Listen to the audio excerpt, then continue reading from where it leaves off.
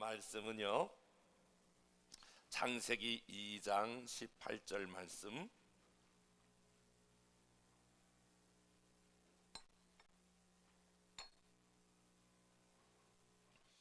여호와 하나님이 이르시되 사람이 혼자 사는 것이 좋지 아니하니 내가 그를 위하여 돕는 배필을 지으리라 하시니라. 아멘. 사실 5월달이 가정의 달이고요. 오늘은 스승의 주일인데요. 그동안 어버이 주일, 그 다음에 우리 어린이 주일 이렇게 지키면서 거기에 해당하면서 말씀을 전하다 보니까 조금 포괄적으로 가정에 대해서 오늘은 좀 말씀을 이렇게 다루어 보려고 그러거든요. 제가 오래전에 받았던 질문 중에 하나가 이런 것이었습니다. 목사님, 신앙생활이라고 하는 게 도대체 뭐예요? 이런 질문을 받은 적이 있습니다. 아마 여러분들에게도 오늘 제가 그와 같은 질문을 던지고 싶네요. 여러분들은 신앙생활이라고 하는 것을 무엇이라고 생각하십니까? 신앙생활은 하나님 믿는 거죠. 교회 다니는 거잖아요. 신앙생활, 내가 교회에서 맡은 일 잘 하는 거잖아요. 이렇게 여러분들이 설명을 해도 그 설명은 틀리지 않을 것입니다. 그러나 신앙생활의 아마 본질은 이야기하고 있지 않습니다. 여러분, 신앙생활이라고 말할 때에 그 신앙생활을 한 단어로 말한다면 그 신앙생활은 바로 관계이다, 이렇게 설명드릴 수가 있어요. 한번 따라서 해볼까요? 신앙생활은 관계이다. 신앙생활은 관계인데 무엇과의 관계이냐면 두 가지 영역에서의 관계입니다. 하나는 하나님과의 관계이고 또 하나는 사람과의 관계입니다. 만약에 신앙생활 어느 것 하나만 여러분이 집중하시면 안 됩니다. 하나님과의 관계, 사람과의 관계.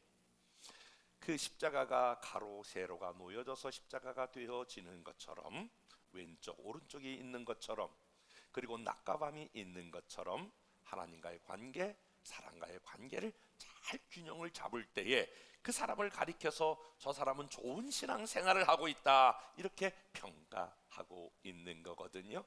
먼저 우리가 하나님과의 관계를 기억해야 합니다. 성경은 우리들에게 하나님과의 관계의 중요성을 이렇게 설명하고 있어요. 야고보서 4장 8절 말씀이에요. 다 같이 말씀을 읽어보겠습니다. 시작. 거기까지 다시 한번. 하나님을 가까이 하라, 그리하면 너희를 가까이 하시리라. 그러니까 하나님과의 관계는 하나님이 어떻게 이것을 정의하냐면, 우리 모든 한 사람 한 사람이 하나님과 우리가 가까워지기를 원한다면, 가까워지는 갈망과 열망이 있다면, 그것은 반대로 하나님이 우리와 가까워지는 비결이다 라고 하는 것이에요. 그런데 단순히 가까워진다라고 하는 게 그냥 단순한 관계로 의미하는 것이 아니라, 그것은 인격적인 관계에서 우리가 가까워지는 것입니다. 여러분, 사람도 멀리 떨어져 있으면서 가까워지는 게 쉽지 않습니다. 그래서 이런 얘기가 있죠. 몸이 멀어지면 마음도 멀어진다 라고 하는 말이, 왜냐하면 자주 보고 자주 만나서 자주 교제해야 관계가 깊어지는데, 하나님도 마찬가지예요. 하나님을 가까이 해야 하나님도 우리를 가까이 하는데, 그러면 하나님을 가까이 하는 방법이 무엇이냐라고 말할 때에 여러분 무엇이라고 생각해요?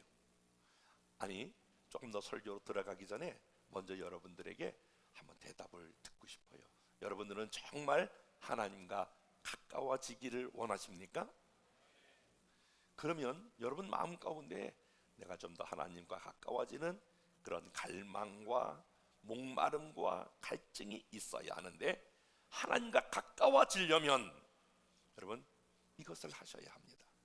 그것은 하나님을 대신해 주신 그 말씀과 가까워지는 것입니다.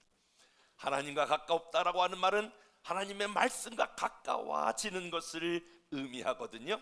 하나님 말씀과 가까워진다라고 하는 말은 무슨 말입니까? 하나님 말씀을 읽고, 이와 같이 하나님 말씀을 자주 듣고, 여러분 하나님 말씀을 매일 보면서 묵상하고, 그 묵상한 것을 적용하게 될 때에 그분과 우리가 인격적으로 가까워지는 거거든요. 그래서 그 말씀을 읽고 묵상하면서 때로는 우리의 소원을 하나님께 아뢰고 또 찬송을 드리고, 그러면서 여러분 그것이 소위 말하는, 우리는 하나님께 나가는 언어가 기도와 찬양과 헌금으로 하나님께 나가지만, 하나님께서 우리에게 다가오는 언어는 하나님 말씀을 통해서 우리에게 오게 됩니다. 이게 가까워지면 여러분 결론은 하나님이 우리와 가까이 계세요. 여러분 하나님이 가까이 계시면 저와 여러분의 인생에 형통함이 일어나게 될 줄로 믿습니다. 그래서 하나님과 가까워지는 삶, 이 삶이 저와 여러분의 삶에 매우 중요한 삶이다 라고 하는 말씀을 드리고, 또 다른 측면에서 이제 사람과의 관계이거든요. 이 사람과의 관계, 그런데 이 사람과의 관계는요 어떤 구조로 되어 있냐면, 나와 하나님과의 관계가 잘 된 사람은 사람과의 관계가 잘 되어지게 돼 있어요.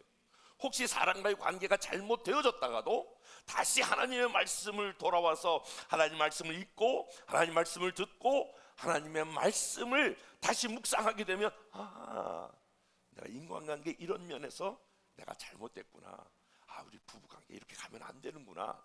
아마 오늘 제 설교를 듣고도 여러분의 인간관계에 많은 개선이 일어날 것입니다. 그리고 일어나기를 주님의 이름으로 축복합니다.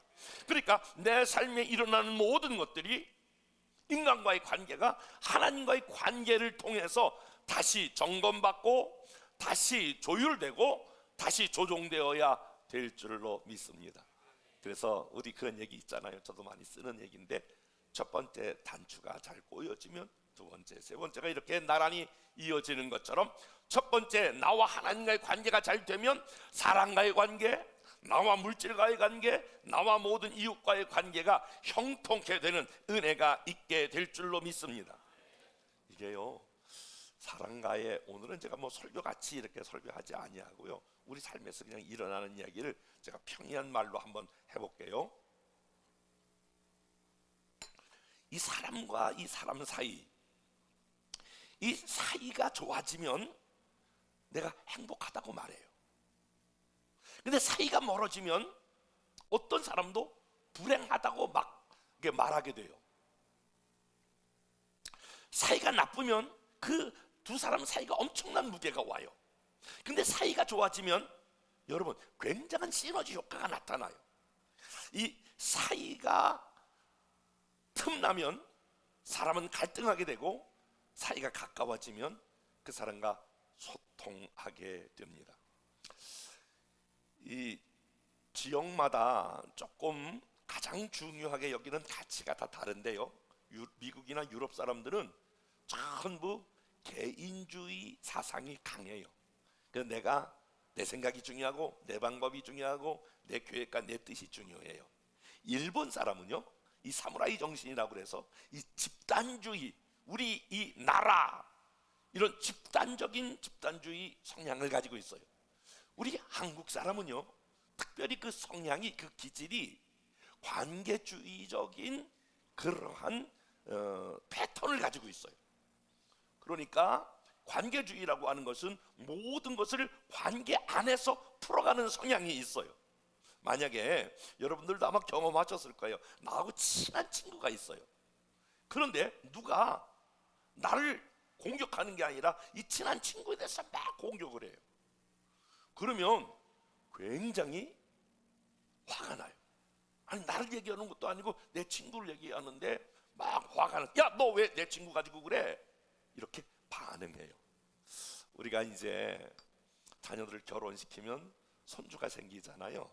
저는 그걸 경험하기도 하고 또 그것을 이제 보기도 했는데, 이렇게 결혼시키면 손주들이 생겨요. 그러면 너나 할 것 없이 모든 할아버지 할머니들은 손주를 대단히 이뻐해요. 그래서 흘러가는 얘기 중에 이런 얘기가 있을 정도로 손주를 이뻐하는데, 하나님께서 아브라함에게 아들을 바치라고 그랬으니까 바쳤지 손주를 바치라고 그러면 못 바쳤을 것이다 할 정도로 할머니 할아버지들은 그렇게 손주를 이뻐하거든요. 아직 경험이 없는 분들은 그냥 기대만 하고 있어봐요. 그래요. 그런데 어느 날 내가 그렇게 이뻐하는 손주가 아들이든 또 며느리가 이 손주를 야단칠 때가 있고 때릴 때가 있어요. 그 전에 저희 어머니 보니까 막 손주들을 얼마나 이뻐하는지 몰라요. 그런데 저나 우리 아내가 자녀를 때로는 훈육하기도 하고 때로는 양육하기도 하고 혼내기도 하잖아요. 막 그러면 벼랑간에 문소리가 막 쾅쾅 나면서 저놈의 새끼들이 저기 나한테 하고 싶은 걸 쟤들한테 하는구나 막 이러면서, 아니 진짜 나는 얘를 혼내는데 아니 자녀들에게 그 손주들에게 혼나는 것을 본인에게 혼낸다고 그렇게 생각하세요. 그게 왜 그러냐면 내가 사랑하는 관계와 이렇게 같은 그러한 마음을 갖고 있기 때문에 그래요. 그만큼 우리나라 사람들은 관계 중심적이다라고 하는 거예요. 늘 말씀드리지만 그냥 저희 엄마는 이렇게 말하지 않냐고. 우리 엄마는 제가 나온 학교는 이러지 않고 우리 학교는 이렇게 다 이야기하는 것을 보게 되면 하다못해 우리 남편은, 하긴 남편도 다 우리 남편이야. 그러니까 뭐 우리 마누라는 우리 마누라, 내 마누라는 이렇게, 내 남편은 이래야 되는 거거든요. 그런데 우리라고 하는 단어를 써서 우리가 얼마나 관계 중심적인가라고 하는 것을 보여주고 있거든요. 저는 지금까지 살아오면서 수많은 인간관계를 경험했습니다. 그러면서 하나, 오늘 제가 설교라고 하기보다 설교를 통한 또 이 성경을 통한 제 어떤 하나의 고백적인 하나의 설교가 될 텐데요. 제가 살아오면서 그렇구나, 수많은 인간관계를 풀어낼 수 있는 비밀이 오늘 말씀을 통해서 있어요. 먼저 여러분에게 다시 한번 도전하고요. 여러분 특별히 인간관계가 갈등을 경험하거나 좋지 않은 사이가 있거나, 또 여러분 그 인간관계 안에서 가슴앓이를 하고 있거나, 인간관계 안에서 혹시 마음의 상처를 받았거나, 인간관계 안에서 여러분이 많이 힘들고 어렵고 지친 분들이 있다면 오늘 이 설교를 듣고 여러분의 인간관계에서 어렵고 힘든 상처 났던 모든 마음들이 싸매어지고 치료가 되고 회복이 되는 그런 복된 시간 되기를 주님의 이름으로 축복합니다. 여러분 오늘 날씨가 약간 더워서 그런지 약간 졸려오신 것 같아요. 옆에 사람과 이렇게 인사하겠습니다. 인간관계를 회복합시다. 그래서 조금 어려웠던 모든 인간관계가 오늘 정말이야 이 말씀을 통해서 여러분들이 회복될 수 있는데, 인간관계를 통해서 지금보다 더 풍성하고 아름답고 훌륭한 인간관계로 나아갈 수 있기를 주님의 이름으로 축복합니다. 그렇다면 우리가 먼저 기억해야 할 것은 우리가 상대하고 있는 이 사람, 인간은 어떤 존재인가라고 하는 이 근본적인 존재를 이해하는 게 대단히 중요해요. 모든 문제는 어디서부터 문제가 생기냐면, 문제보다 더 중요한 것은 기본적인 인간에 대한 이해가, 특별히 성경적인 이해가 없기 때문에, 이것을 바로 이해하지 못하기 때문에 갈등이 일어나고 분쟁이 일어나고 그것 때문에 더 큰 어려움들이 찾아오게 된다라고 하는 거예요. 그러면 우리 성경에 여러 가지 인간을 이해하는 대목들이 많이 있는데요, 저는 시간 관계상 오늘 세 가지로 인간을 이해해야 한다라고 하는 말씀으로 같이 말씀을 드리려고 합니다. 첫 번째가 모든 인간에게는 연약함과 부족함이 있다라고 하는 것을 여러분들이 인정해야 합니다. 여기서 연약함을 국어사전을 찾아보니까 무능력함, 그리고 약함, 무르고 약하다, 이런 걸로 번역이 되어 있어요. 그러니까 연약하다라고 하는 말은 약점이 있다, 이런 말이에요. 그리고 부족하다라고 하는 것은 어떤 수준에 이르지 못한다라고 하는 거예요. 먼저 앞에 것부터 시작해 볼게요. 여러분 사람은, 모든 사람, 여기 서 있는 저부터 시작해서 여러분 한 사람 한 사람을 바라볼 때마다 어떻게 인간을 이해하셔야 되냐면, 저분에게도 안 그럴 것 같은 우리 목사님이나 장로님이나 권사님이나 예수 믿는 오랜 모든 사람들에게도 동일하게 가지고 있는 게 있는데, 그게 뭐냐면 그 사람만이 가지고 있는 약점이 있다라고 하는 것을 우리가 인정해야 한다라고 하는 거예요. 그렇기 때문에 창세기 2장 18절 말씀, 다 같이 이 말씀을 다시 한번 읽어볼게요. 시작.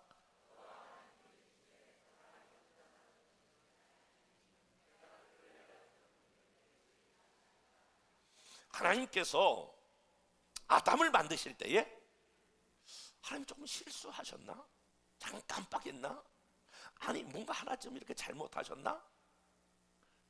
실수하지 않았는데 하나님이 아담을 만들어 놓으시고 그를 위하여 돕는 배필을 만드셨다 그랬어요. 그러니까 아담 혼자로서는 살아갈 수 없는 존재로 만드셨어요. 하나님이 완전하신 하나님이, 실수가 없으신 하나님이 아담을 완전하게 만들면 되시는데 왜 하필이면 돕는 배필을 만들었을까? 그 말은 사람은 혼자로서 살아가기 어려울 정도의 모든 사람에게 다 약점과 다른 말로 말하면 연약함이 있다라고 하는 거예요. 그렇기 때문에 아담 혼자 하나님이 만들고 완벽하게 만들지 아니하고 뭔가 부족하게 만들고 하와를 만들어 돕는 배필로, 돕는 자로 함께 서로 도와가며 살아갈 수 있도록 그렇게 만들었다라고 하는 거예요. 먼저 우리가 이 말씀을 들으면서 내 안에 약점이 뭔가라고 하는 것을 좀 생각해 볼 필요가 있어요. 여러분들은 어떤 것이 약점이라고 생각합니까? 저는 요즘 사무엘상을 이렇게 쭉 묵상하면서 또 사무엘하를 이제 우리가 묵상하고 나오잖아요. 이거 내 약점이다라고 하는 것이 하나가 있는데, 다윗에게 있어서 사실은 그 다말을 그 오빠가 범하지 않습니까? 그때에 이 다윗이 다말을 범한, 자기 누이 동생을 범한 이 사건에 대해서 반듯하게 그리고 아주 따끔하게 정의를 내리고 그리고 그 부분에 대해서 공평하게 했어야 되는데 사실 그걸 묵과합니다. 그래서 다윗의 가문에 아주 많은 문제의 피비린내가 나는 것을 보게 됩니다. 가족의 그야말로 비극이 거기서부터 시작되는데, 우리가 살아가면서 이 균형을 맞추기가 지도자가 어렵거든요. 부모로서도 마찬가지예요. 어떤 경우는 공의가 있다면 어떤 경우는 사랑이 있어요. 이 공의와 사랑이 잘 견주어서 가져야 되는데 어떤 사람은 공의가 심해요. 맨날 옳고 그름만 따져요, 부모가. 그러면 이 아이는 바짝 말라요. 어떤 사람은 공의가 좀 부족해요. 근데 사랑이 많아요. 아주 사랑으로 크는데 이 아이는 무질서하게 자라요. 그러니까 공의와 사랑이 잘 균형을 이뤄서 가정 안에서도 그렇고 모든 지도자들이 그렇게 해야 되는데, 저는 조금 공의가 부족하다 이런 생각을, 참 뭐 사랑도 부족하지만 더 부족한 것이 있다면 그런 것이 아닌가라고 하는 제 약점을 들여다보게 됐어요. 여러분의 어떤 약점이 있다고 생각이 되어져요? 어떤 사람은 한 가지가 생각이 나고 어떤 사람은 10가지가 생각이 나고, 어떤 사람은 나 스스로를 봤을 때도 내가 약점인 것을 드러나고, 어떤 사람은 다른 사람이 봤을 때도 저건 저 사람의 약점이라고 하는 것이 드러날 때가 있어요. 그래서 먼저 중요한 것은 내 약점을 아는 것이 중요해요. 그리고 질문을 한번 여러분이 답을 얻고 내가 가야 될 거예요. 여러분에게 한 가지라도 약점이 있다고 생각되어지면 아멘. 나는 하나도 약점이 없다 이런 사람 아멘 해봐. 좋을까? 없죠. 있어요. 저도 꼽아보라면 한참 이렇게 쓸 수 있는 것들이 굉장히 많아요. 그것처럼 나도 그렇지만 상대방에게도 약점이 있다라고 하는 것을 인정하는 게 대단히 중요해요. 그러니까 우리가 사람을 볼 때에 우리가 왜 실망하고 왜 그 사람에 대해서 공격적이 되냐면 그 사람에게는 그런 약점이 없을 거라고 생각하기 때문에 기대에 이르지 못했을 때에 그것이 여러분 뭐가 되냐면 공격의 무기가 되는 거거든요. 그래서 사람을 볼 때 저 사람에게도 저게 약점이로구나 이렇게 특별하게 생각하지 마시고 일반적으로 생각하셔야 돼요. 만약에 저와 여러분들이 약점이 있는데 이 약점을 모든 사람이 다 갖고 있는 약점을 잘못 관리하면 그게 열등감이 생기는 거예요. 오늘날 모든 인간관계의 문제는 이 약점을 잘못 관리해서 열등감이 생기는 데 문제가 있는 거예요. 열등감이 생기면 타인에게 나타날 때에 이것은 굉장히 자기를 방어하기 위하여, 자기를 그렇지 않게 하기 위하여 공격형으로 나타납니다. 나타나는 게 비판, 정죄, 판단, 그리고 아주 공격적인 언어, 더 나가서 이것이 미움, 시기. 그래서 여러분, 살인, 이게 어느 사람이 사람을 죽였다 이렇게 말할 때에 나타난 건 살인이지만 그 근본의 뿌리는 약점을 잘못 관리한 열등감으로부터 시작이 되는 거예요. 이 약점을 내가 열등감으로 받아들이고 이 열등감을 계속해서 품고 있으면 그것이 내면에 자리를 잡잖아요. 그러면 자기 내면에서 어떤 성격이 형성이 되냐면은 수치심, 부끄러움, 그리고 더 나가서 자기 비판, 자기 연민, 그리고 막 마음의 증오, 미움, 이런 것들 생기다가 마음이 점점 우울하여 자살하게 되는 거예요. 열등감은 결과론적으로 두 가지로 나타나는데, 하나는 살인을 하든지 자살로 들어가는 귀한 심리적 동기가 그 안에 있는 거예요. 그래서 저와 여러분들이 약점을 가지고 있는 것을 두려워하지 말고 약점을 가지고 먼저 하나님 앞에 나아가는 저와 여러분 되시기를 주님의 이름으로 축복합니다. 이것이 하나님 나의 약점입니다. 그리고 하나님 앞에 나아가 하나님으로부터 긍휼을 구하고 도움을 받아야 돼. 저는 찬송 중에 지금은 잘 부르지 않아요. 그런데 처음 주님이 저를 불러주셨을 때에, 제가 하나님 자녀가 되었을 때에 내가 아무런 것도 내세울 것이 없는 그야말로 약점투성이었던 저의 삶에 가문을 보나 가정을 보나 모든 것을 모아도 하나도 내세울 것이 없을 그때 받았던 찬송, 은혜가 바로 은혜된 찬송이 이 찬송이에요. 내 모습 이대로 주 받으옵소서. 날 위해 돌아가신 주 날 받으옵소서. 여러분, 주님은 저와 여러분의 아멘을 안 하는 걸 다시 해야 되겠네요. 주님은 저와 여러분의 있는 모습 그대로 받아주시는 거예요. 너 약점, 야야, 너 약점 가지고 어떻게 교회 나왔냐? 너 약점 가지고 어떻게 너 목사하고 있냐? 너 그 약점 가지고 너 어떻게 네가 그런 약점을 가지고 네가 어떻게 그러시지 않는다는 거예요. 그러니까 우리 하나님도 그렇기 때문에 우리가 모든 사람을 향하여 볼 때에, 인간을 이해할 때에 저 사람에게도 저런 약점이 있구나라고 하는 거예요. 로마서 15장 1절에 보니까 믿음이 강한 우리는 마땅히 믿음이 약한 자의 약점을 담당하고, 그러니까 난 믿음이 있다라고 하는 사람마다 난 괜찮은 사람이야 이렇게 할 때마다 더 믿음이 어린 모든 사람을 향하여 그들의 약점이 있음을 인정하고 약점을 담당해야 되겠다라고 하는 거예요. 그러므로 사랑하는 여러분, 오늘 이 약점은 두 가지로 우리가 처리해야 되는데, 첫째로 나의 약점도 그렇지만 다른 사람의 약점을 첫째는 인정해야 한다. 그리고 수용해야 한다. 용납해야 한다. 그런 거예요. 하나님이 왜냐하면 저와 여러분의 약점을 받아주셨기 때문에, 특별히 한번 여러분 생각해 보세요. 가정 안에서 여러분 이제 너무너무 잘 알죠.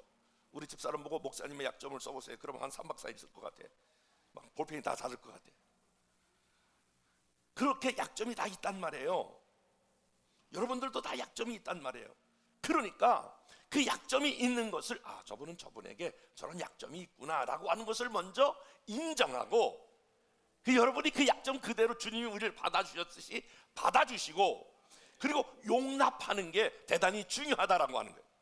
더 나아가서 그 약점을 우리가 뭐 해야 되냐면 돕는 배필로 삼아 주셨기 때문에 그 약점을 도와주는 사람으로 하나님께서 저와 여러분을 불러주신 줄로 믿습니다. 여러분, 기가 막힌 게 하나 있어요. 저희가 결혼해서 벌써 40주년이 훨씬 넘어가고 있거든요. 몇 년인지 잊어먹었어. 문제가 될까? 그러니까 오래됐어. 40년 넘었어. 그런데 약점이 있단 말이에요. 이상하게 하나님께서 부부가 만나게 될 때에 그렇게 완벽하게 다르게 만들 수가 없어. 해도 닮은 데가 하나도 없어. 로또야, 안 맞아. 그렇게 달라. 근데 왜 그렇게 다르게 만들었을까? 왜 상대방의 약점이 그렇게 잘 보이냐면은, 여러분 그런 거 아세요? 내가 상대방이 가지고 있는 약점이 내게 장점으로 있을 때에 약점이 잘 보이는 거예요. 저는 약점 중에 하나가 어질러 놓는 거예요. 제 별명이 백화점 패점 5분 전이라고 그랬잖아요. 막 다 어질러 놔 이렇게. 그래서 저는 어딜 가든지 이렇게 좀 어질러 놓은 게 참 자연스럽고 은혜가 돼. 그 전에 이렇게 대신방을 가보면요, 집에 어떤 집에 가면 반듯 그래. 그러면 막 예배하면서 너무너무 힘들어. 그건 내가 나올 때는 다 이렇게 후들어들고 나와. 뭐 이렇게 복잡하게 사세요. 내일 또 어지러질 건데 대충 사셔요. 아이 권사님 뭐 이렇게 하고 살아. 아이 대충 하고 사시라니까. 그럼 눈을 동그랗게 뜨고, 아니 목사님 나 불편해서 못 살아요. 그런 분이 있어. 그러니까 그게 상대방과 이상하게 빛과 어둠처럼 대조적이 돼 있어요. 그거는 상대방의 약점을 여러분들이 보여지는 것은 그걸 비판하라고 옆에 사람을 붙인 것이 아니라, 한번 따라서 봅시다. 옆에 사람과 악수하면서 우리는 약점을 돕는 사람이다. 시작. 이렇게 말씀드려 볼게요. 여러분이 친했던 사람과 관계가 어느 날 어려운 사람이 있습니까? 부부 간에? 부모 자녀 간에? 목사와 성도 간에? 성도와 성도 간에? 여러분 가까운 사람이 멀어졌을 때 이유는 복잡하지만 단 한 가지예요. 상대방의 약점을 공격하기 시작할 때에 그 모든 관계는 멀어지고 깨져요. 제가 60 말을 안 하겠어. 몇 년 살면서 오늘 내가 깜짝 놀랐어. 저는 주일날이면 새벽 5시에 일어나서 목욕을 가는데, 목욕 가려고 그러는데 그 주인이 오늘 딱 위아래 보던지, 저기 경로 우제증 있어요? 이게 보니까 65세 이상 이렇게 돼 있어. 그래서 경로 우제증? 그래서 내가 이게 몸은 뭐 그 벼랑 안에 경로 우제증 있냐고, 그래서 내가 깜짝 놀라서 머뭇머뭇거리고 있는데 그 사람이 하는 얘기가 되는 거야. 안 가져오셨군요. 65세 넘으셨으면 1,000원 깎아드릴게요. 그래서 내가 65세 넘어요. 이래봐도 내가 경로 우대를 받은 사람이야. 내가 오늘 그래서 1,000원을 깔끔하게 깎고 들어갔어. 제가 나이는 말하지 않겠어. 그렇다고 아주 65보다 훨씬 많은 건 아니야. 그런데 느끼는 것 중에 하나가 네가 살아온 인생을 종합해서 말하는 거야. 성경을 근거로 해서. 여러분 관계가 멀어졌을 때에 왜 관계가 멀어졌나 생각해 보면 그분이 가지고 있는 약점을 공격하기 시작했을 때, 문제 삼았을 때. 그러니까 어떤 관계든지 약점을 가지고 이야기하기 시작하면 모든 관계가 다 깨어지고 멀어지게 돼 있어요. 왜 그러냐면 다 사람은 약점을 가지고 있기 때문에 그래. 근데 성경은 어떻게 하라고요? 그 약점을 나의 약점도 있는 것처럼 인정하고 우리가 수용하고 용납하고, 그리고 그분의 약점이 드러나거든 반드시 깨달아야 돼. 약점을 비판하지 말고 그 약점을 나보고 담당하라고. 아멘 해봐. 그 남편이 저 꼬락서린 저거, 아이고 그것은 당신이 그것을 약점을 담당하라고 그것을 보여주고 자꾸 눈에 거슬리게 하고 그것이 자꾸 드러나게 하는 것이 바로 뭐냐면, 그 약점을 아내가 담당하고 아내의 약점을 남편이 담당하고 부모의 약점을 자녀가 담당하고 자녀의 약점을, 아멘 할 때까지 해봐야지, 부모가 담당하고, 슈퍼셀의 약점이 보이면 그것을 여러분이 담당하고, 슈퍼셀의 약점이 있으면 그걸 슈퍼셀리더가 담당하라고 보여주신 거야. 드러나게 하는 거예요. 알게 하는 거예요. 그래서 모든 사람이 약점이 있다. 그리고 모든 사람이, 벌써 11시 59분이야.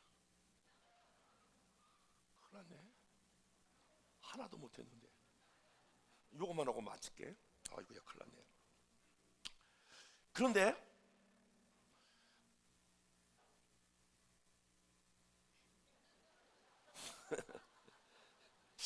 약점을 나 깜짝 놀라서 시계 보고 약점을 여러분이 담당해야 하는데 모든 사람에게 부족한 게 다 있어요.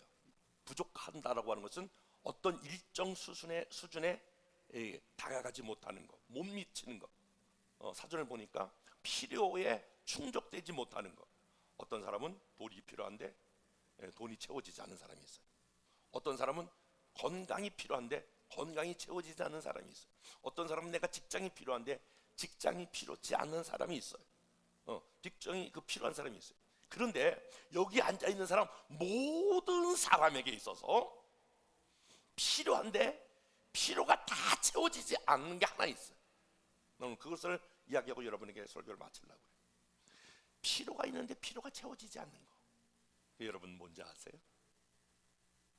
그러니까 저나 여러분이나 모든 사람에게 결핍을 가지고 있어요. 어떤 사람 돈 난 상관없어요. 난 돈이 충분해요. 난 건강 괜찮아요. 나 뭐 많이 배울 만큼 배웠어요. 그런데 다 사람마다 편차가 있지만 모든 사람에게 다 필요한 거 채워져야 되는데 채워지지 않는 거 그게 있단 말이에요. 그걸 우리가 채워야 된다라고 하는. 그게 바로 뭐냐면 사랑이에요. 찬송가 중에 이런 찬송이 있어요. 사랑받기 위하여 사랑을 갈급하여 사랑에 목말라요. 모든 사람들이 여러분 한 가지 여러분 다 고백할 거예요. 한번 옆에 사람과 이렇게 인사해. 이게 정직한 고백이에요. 한번 저도 그래요. 여러분들도 마찬가지. 뭐 목사라고 예외 없어요. 모든 사람이 다 결핍을 느끼고 있는 것 중에 하나가 이거예요. 한번 옆에 사람과 날 좀 사랑해 주세요. 한번 해봐.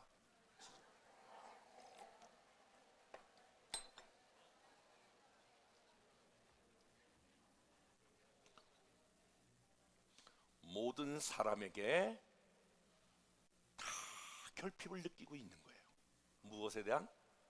사랑에 대한 결핍을 느껴요. 그 채워지는 통로가 두 가지인데 하나님으로부터 오는 사랑이 있어요. 근데 가족 안에서 있는 그 사랑도 있어요.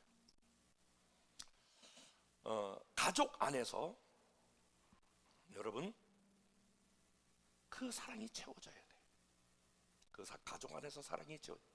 만약에 가족 안에서 그 사랑이 채워지지 않을 때에 미안해요. 나타나는 현상이 바로 외도예요. 외도. 그 근본적인 뿌리는 사랑이 채워지지 않았기 때문에 그래. 사랑의 배가 고프기 때문에 그래. 교회를 떠나는 중요한 이유는 여러 가지가 있는 것 같지만 아니에요. 사랑의 결핍이 채워지잖아요. 여러분 이단으로 가는 모든 이단에 가는 사람이 그것이 잘못됐는지 야 저런 걸 어떻게 그래? 라고 하지만 거기 가는 이유가 있는데 그 이유가 뭐냐면 사랑의 결핍인데 거기서 사랑의 결핍을 채워주는 거예요.